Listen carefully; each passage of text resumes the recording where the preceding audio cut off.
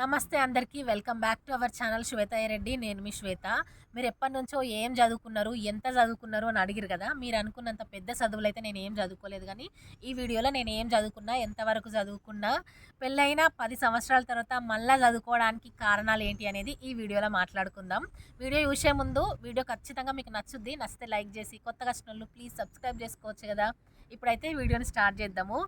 ఆడవాళ్ళకి అలంకరణ అంటే బంగారు నగలని అనుకుంటారు, లేకపోతే మంచి వేసుకోవడానికి బట్టలని అనుకుంటారు. నా దృష్టిలో చదువుతో నచ్చే నాలెడ్జ్ మాత్రమే అన్నిటికంటే పెద్ద అలంకరణ అని నేను అనుకుంటా. నేను ఎగ్జామ్స్ రాయడానికి అయినప్పుడు కొంతమంది, నీకు పెళ్ళయింది, 2 పిల్లలు ఉన్నారు, ఇప్పుడు చదువుకునుడేంది, చదువుకొని ఏం ఉద్ధరించేది ఉంది, ఏం రాజ్యాలు ఏలేది ఉంది, చదువుకున్న వాళ్ళకంత జాబ్లు వస్తున్నాయా, ఇప్పుడు ఎందుకు చదువుకున్నాడు అని ఎన్నో రకాలు ఎక్కిరిచ్చిర్రు. అయినా కూడా మనం ఏదైనా నేర్చుకోవాలని అనుకున్నప్పుడు, అది కూడా మంచి పని నేర్చుకోవాలని అనుకున్నప్పుడు ఇసొంటోళ్ళ మాటలు పట్టించుకోవాల్సిన అవసరమే లేదు. ఏజ్ అనేది ఒక నెంబర్ మాత్రమే. ఏ స్కిల్ నేర్చుకోవాలన్నా, చదువుకోవడానికైనా మనం పెట్టే ఎఫర్ట్స్ ఎట్లున్నాయి, మనం దానిపైన ఇష్టం ఎంత చూపిస్తున్నాము, ఎంత జిజ్ఞాస ఉంది అనే దానిపైన ఆధారపడి ఉంటుంది. కానీ నీకు పెళ్ళైంది, లేకపోతే నీ ఏజ్ ఇంత, నువ్వు ఇక్కడ ఆగిపోవాలంటే ఎవ్వరు ఆగిపోమన్నా ఆగిపోవాల్సిన అవసరమే లేదు.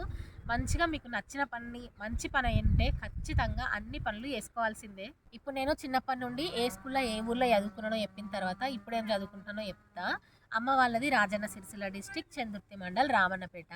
రామన్నపేట ఊర్లో గవర్నమెంట్ స్కూల్ ఉండేది, కానీ మా వాడకట్టోళ్ళు అందరూ ప్రైవేట్ స్కూల్కే పోయేటోళ్ళు. అందుకే మా నాన్న నన్ను, మా చెల్లెను, మా తమ్ముడిని ముగ్గురిని కూడా చందుర్తిలో నవత విద్యాలయంలో ప్రైవేట్ స్కూల్లో జాయిన్ చేసిండు. 1st to 7th నవత విద్యాలయంలో చదువుకున్నా. తర్వాత 7th to 10th వాణి విద్యాలయంలో చదువుకున్నా. నా 10th బ్యాచ్ ఏ ఇయర్ అని అడిగిరు కదా, 2010 to 11 బ్యాచ్ నాది. ఆ తర్వాత వెమ్లవాడ వాగ్దేవి జూనియర్ కాలేజ్లో నా ఇంటర్ కంప్లీట్ చేసిన, బైపీసీ గ్రూప్, తెలుగు మీడియమే. ఇట్లా ఎగ్జామ్స్ రాసిన, రిజల్ట్స్ వచ్చినాయి. May 31st నా పెళ్ళయింది. 2013 May 31st నా పెళ్ళయింది. 2013లో కంప్లీట్ చేసిన చదువుని మళ్ళీ 2023లో రీస్టార్ట్ చేసిన.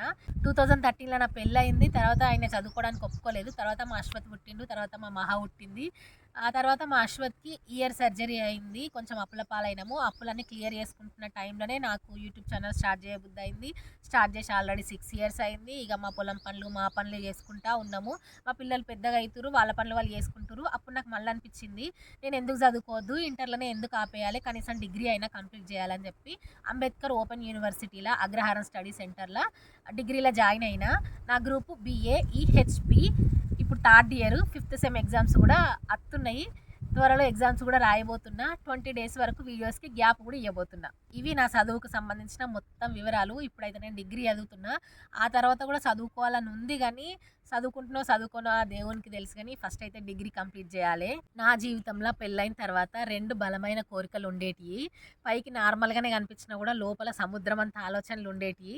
ఫస్ట్ ఏంటిదంటే, నేను చదువుకోలేదు, ఇంత బతికి కనీసం డిగ్రీ అన్న కంప్లీట్ చేయలేదు, చదువుకోవాలి అని. అది ఆల్రెడీగా తీరిపోయింది. రెండోది ఇక నా పర్సనల్, అది కూడా తీరిపోతుంది. మనం ఏదైనా గట్టిగా బలంగా అనుకుంటే అది ఖచ్చితంగా నెరవేరుతుంది. ఇవాళ కాకపోతే రేపు మనం ఏదైతే అనుకుంటామో ఆ ఆలోచన వైపు యూనివర్స్ మనల్ని నడిపిస్తుంది. మనం ఖచ్చితంగా ఆ కోరికల్ని నెరవేర్చుకుంటాం. ఇది నా చదువు గురించి. ఇంకేమైనా డౌట్లు ఉంటే కామెంట్లలో అడుగురి, ఖచ్చితంగా రిప్లై ఇస్తా. మళ్ళీ నెక్స్ట్ వీడియోలో కలుద్దాం. అంతవరకు బాయ్.